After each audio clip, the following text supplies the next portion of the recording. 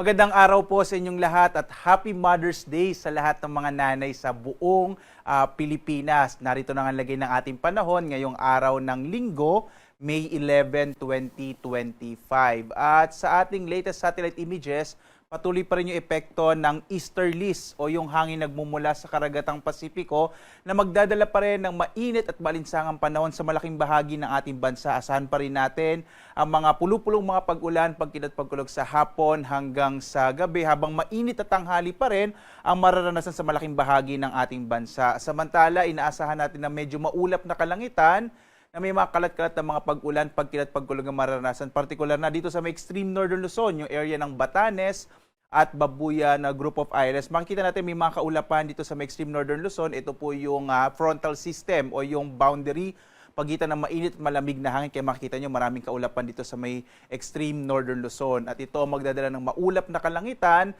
na may mga kalat-kalat na mga pag-ulan, pagkulog sa extreme northern Luzon. Hanggang bukas, posible pong medyo maulap na kalangitan dito sa may dulong bahagi ng Luzon. Samantala, sa iba pang bahagi ng ating bansa bukas, araw naman ng eleksyon, inaasahan natin medyo mainit na panahon din yung mararanasan. Wala pa rin tayo inaasahang bagyo or kahit low pressure area sa loob at labas ng Philippine Area of Responsibility. Kaya sa mga kababayan po natin na boboto bukas at pupunta sa mga presinto, asahan ho natin mainit na panahon pa rin yung sasalubong sa atin, pero pagdating ng hapon, posible naman yung mga thunderstorms sa hapon hanggang sa gabi. Kaya mainam, may dala pa rin tayong payong at tubig naman, lalo na sa bandang tanghali dahil mainit na panahon pa rin yung mararanasan. Ngayong araw nga dito sa Luzon, inaasahan pa rin natin ang maulap na kalangitan na may mga pag-ulan sa may bahagi ng Batanes at Babuyan Group of Islands dulot ng frontal system. Sa iba pang bahagi ng Luzon ay mainit na panahon pa rin yung mararanasan na may mga pulo-pulo or isolated na rain showers and thunderstorms lalo na bandang hapon hanggang sa gabi. Dulot niya ng mga localized thunderstorms. Agwat ng temperatura sa Lawag, 25 to 33 degrees Celsius. Sa Tuguegarao, 25 to 34 degrees Celsius.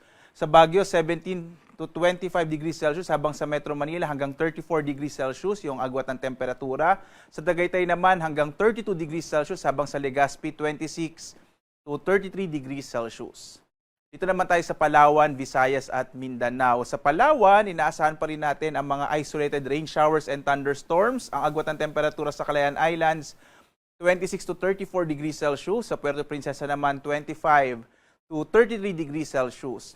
Ang malaking bahagi din ng Kabisayaan ay makararanas ng mainit at tanghali habang malaking tsansa ng mga pag-ulan sa hapon hanggang sa gabi. Dulot ang mga thunderstorms. Agwat ng temperatura sa Iloilo, 25 to 33 degrees Celsius. Sa Cebu naman, 27 to 33 degrees Celsius habang sa Tacloban hanggang 32 degrees Celsius.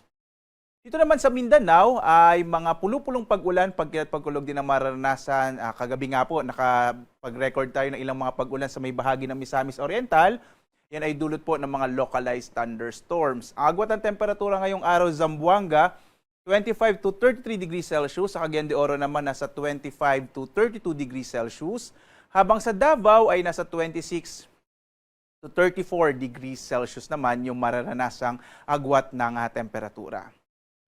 Ito naman sa ating damang init or heat index, ngayong araw ang damang init na mararanasan sa Metro Manila ay nasa 39 hanggang 41 degrees Celsius.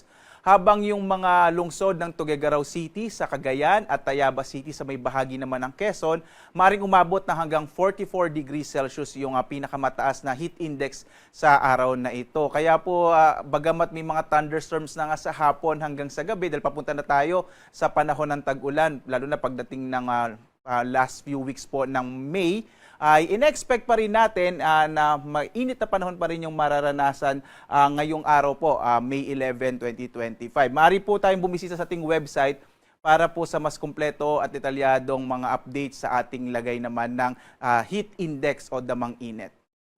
Samantala, sa lagay ng ating karagatan ay wala tayong nakataas na gale warning at ligtas pa rin pumalaot ang mga sakyang pandagat at malilit na mga bangka sa mga baybayin ng ating bansa. Bagamat dahil nga po may mga thunderstorms ay iba yung pag-iingat pa rin dahil kung minsan kapag may mga thunderstorms biglang lumalakas yung alon ng karagatan. Ang araw naman natin ngayon ay sisikat mamayang 5:30 na umaga at lulubog, ganap na 6:16 ng gabi.